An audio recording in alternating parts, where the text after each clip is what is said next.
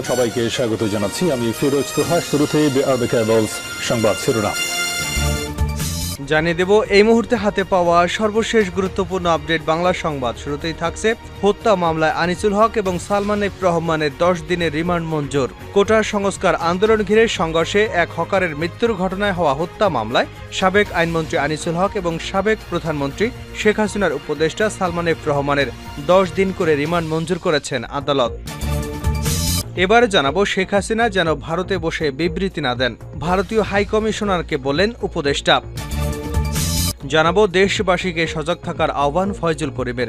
ইসলামী আন্দোলন বাংলাদেশের সিনিয়র নায়েবে আমির মুফতি সৈয়দ মোহাম্মদ ফয়জুল করিম বলেছেন, বর্তমান সরকার সমাজে কোনো বৈষম্য রাখবে না আশা করি। স্বৈরাচার হাসিনা অন্যায়ভাবে যাদের জেলখানায় বন্দী রেখেছিল, এ সরকার তাদের মুক্তি দেবে, মানুষ এটাই প্রত্যাশা করে।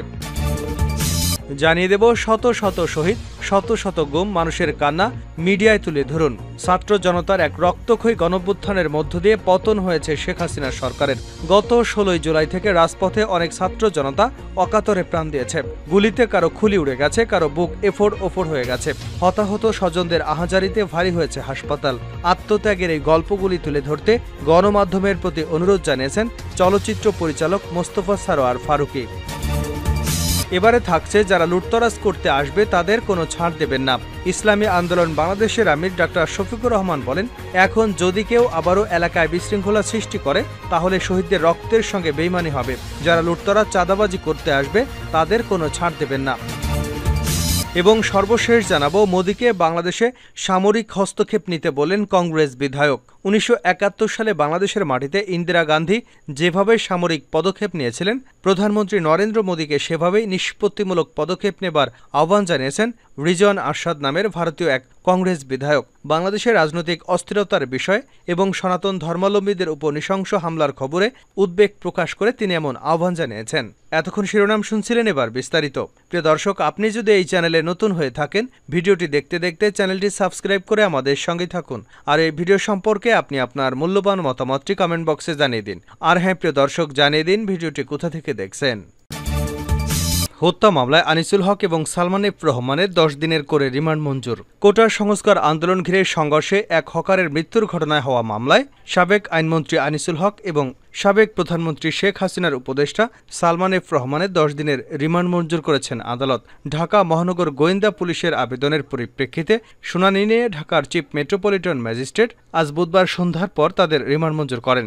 সাবেক আইনমন্ত্রী আনিসুল হক এবং সাবেক প্রধানমন্ত্রী শেখ হাসিনার বেসরকারি শিল্প ও বিনিয়োগ উপদেষ্টা সালমান এফ রহমানকে কড়া নিরাপত্তায় আজ সন্ধ্যা 6:30টার দিকে আদালতে হাজির করা হয়।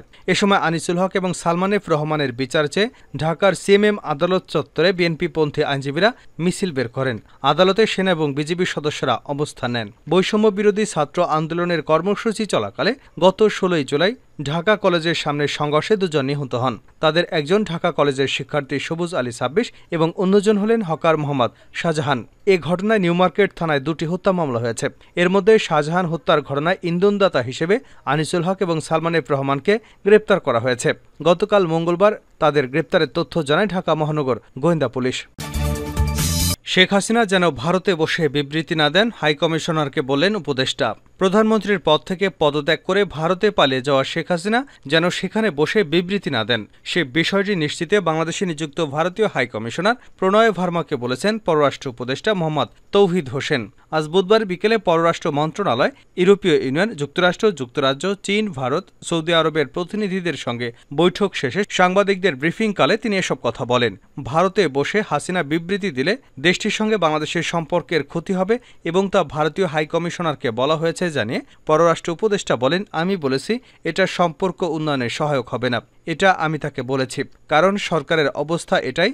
এটা নিয়ে তিনি কিছু বলেননি, তিনি বলতে পারেনও না। এটা সর্বোচ্চ পর্যায় থেকে সিদ্ধান্ত নিতে পারে, তিনি সেখানে সেটি জানাতে পারেন। তৌহিদ হোসেন বলেন, এই আলোচনার প্রেক্ষাপটটা হলো বাংলাদেশের সাবেক প্রধানমন্ত্রীর স্টেটমেন্ট এবং এ সরকারের জন্য স্বস্তিকর হচ্ছে না। আমরা চাই তিনি ভারতে বসে যেন এটা না করেন।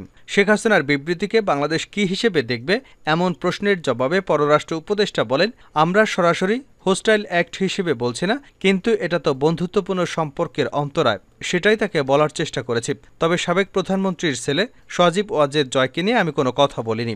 শেখ হাসিনা নামে মামলা হয়েছে, তাকে দেশে ফেরাতে পররাষ্ট্র মন্ত্রণালয় কোনো উদ্যোগ নেবে কিনা জানতে চাইলে তিনি বলেন, মামলা হলে তারা যদি বলে তাকে ফেরত আনতে হবে, আমরা আনব, না হলে পররাষ্ট্র মন্ত্রণালয়ের এ ব্যাপারে কিছু করার নেই।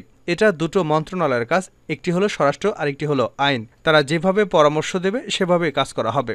বাংলাদেশের অভ্যন্তরীণ ইস্যু নিয়ে ভারতীয় গণমাধ্যমের ভূমিকা নিয়ে কিছু বলেছেন কিনা জানতে চাইলে পররাষ্ট্র উপদেষ্টা বলে, আমি বলেছি এখানে কিছু ঘটনা ঘটেছে, সেটি আমরা খবর নিয়েছি। প্রধান উপদেষ্টা হিন্দু সম্প্রদায় সহ অন্যদের সঙ্গে সাক্ষাৎ করেছেন। আমরা চাই সবাই সুখে শান্তিতে থাকতে পারে। কারো উপর হামলা সরকার সহ্য করবে না, দোষীদের বিচারের আওতায় আনা হবে। তাকেও বলেছি ভারতের গণমাধ্যম এটাকে অতিরঞ্জন করে খারাপ পরিবেশ তৈরি করবার চেষ্টা করছে, এটা ঠিক নয়। দেশবাসীকে সজাগ থাকার আহ্বান ফয়জুল করিমের। ইসলামী আন্দোলন বাংলাদেশের সিনিয়র নায়েবে আমির মুফতি সৈয়দ মোহাম্মদ ফয়জুল করিম বলেছেন, বর্তমান সরকার সমাজে কোনো বৈষম্য রাখবে না আশা করি। স্বৈরাচার হাসিনা অন্যায়ভাবে যাদের জেলখানায় বন্দী রেখেছিল, এ সরকার তাদের মুক্তি দেবে, মানুষ এটা প্রত্যাশা করে। বুধবার স্বৈরাচার বিরোধী আন্দোলনে গণহত্যার বিচারের দাবি ও দেশ বিরোধী ষড়যন্ত্রের প্রতিবাদে বায়তুল মোকাররম উত্তর গেটে অনুষ্ঠিত বিক্ষোভ মিছিল পূর্ব সমাবেশে প্রধান অতিথির বক্তব্যে তিনি এসব কথা বলেন। ফয়জুল করিম বলেন, অন্য কোনো দেশ আমার দেশের সংবিধান পরিবর্তন করতে আসবে তা জনগণ মেনে নেবে না। দেশকে দ্বিতীয়বার ধ্বংস করবার চক্রান্ত করা হচ্ছে, সবাইকে সজাগ থাকতে হবে। সংখ্যালঘুদের নিরাপত্তা, প্রতিটি মন্দিরে সিসিটিভি স্থাপন করতে হবে। আমরা সব সম্প্রদায়ের লোকেরা একত্রে দেশ গড়তে চাই। শত শত শহীদ, শত শত গুম, মানুষের কান্না মিডিয়ায় তুলে ধরুন ফারুকী। ছাত্র জনতার এক রক্তক্ষয়ী গণঅভ্যুত্থানের মধ্য দিয়ে পতন হয়েছে শেখ হাসিনা সরকারের।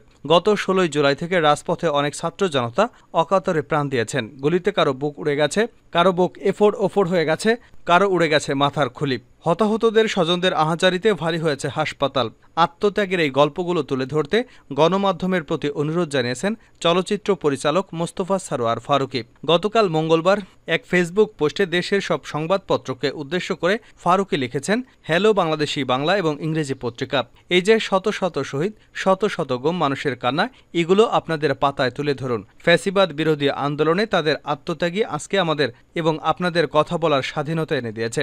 যাদের আত্মত্যাগের বিনিময়ে বাক স্বাধীনতা পেয়েছেন, গণমাধ্যমে তাদের গল্প ছড়িয়ে দেবার মাধ্যমে ঋণ স্বীকারের আকুতি এই চিত্র পরিচালকের। সেই ঋণ শোধ হবে না কোনোভাবেই, কিন্তু তাদের গল্পগুলো তুলে ধরার মাধ্যমে, তাদের হাহাকার লিপিবদ্ধ করবার মাধ্যমে আমরা এই ঋণ স্বীকার করতে পারি। আন্দোলনে যারা সর্বোচ্চ ত্যাগ স্বীকার করেছেন, দল মত নির্বিশেষে তাদের গল্প তুলে ধরার আর্জি জানিয়েছেন ফারুকী। নির্যাতিত মানুষগুলো কোন দলের সেটা বিবেচনায় না নিয়েই এ কাজটা করেন। নরেন্দ্র মোদীকে বাংলাদেশে সামরিক পদক্ষেপ নিতে বললেন কংগ্রেস বিধায়ক। 1971 সালে বাংলাদেশের মাটিতে ইন্দিরা গান্ধী যেভাবে সামরিক পদক্ষেপ নিয়েছিলেন, প্রধানমন্ত্রী নরেন্দ্র মোদীকে সেভাবেই নিষ্পত্তিমূলক পদক্ষেপ নেবার আহ্বান জানিয়েছেন রিজওয়ান আরশাদ নামের এক ভারতের কংগ্রেস বিধায়ক। বাংলাদেশের রাজনৈতিক অস্থিরতার বিষয় এবং সনাতন ধর্মাবলম্বীদের উপর নৃশংস হামলার খবরে উদ্বেগ প্রকাশ করে তিনি এমন আহ্বান জানিয়েছেন। বুধবার ইকোনমিক টাইমস সহ ভারতের একাধিক গণমাধ্যমে এই প্রতিবেদন প্রকাশ করেছে। কংগ্রেস বিধায়ক রিজওয়ান আরশাদ কর্ণাটক রাজ্যের শিবাজীনগরের প্রতিনিধিত্ব করছেন। সম্প্রতি মোদীকে দেওয়া এক চিঠিতে তিনি লিখেছেন, বাংলাদেশে চলমান রাজনৈতিক অস্থিরতা এবং সেখানে হিন্দুদের উপর নৃশংসতার কথা তুলে ধরে সামাজিক যোগাযোগ মাধ্যমে প্রচারিত বিভিন্ন প্রতিবেদন এবং ভিডিও থেকে গভীরভাবে ব্যথিত ভারতের একজন উদ্বিগ্ন নাগরিক হিসেবে আমি আজ আপনাদের লিখছি।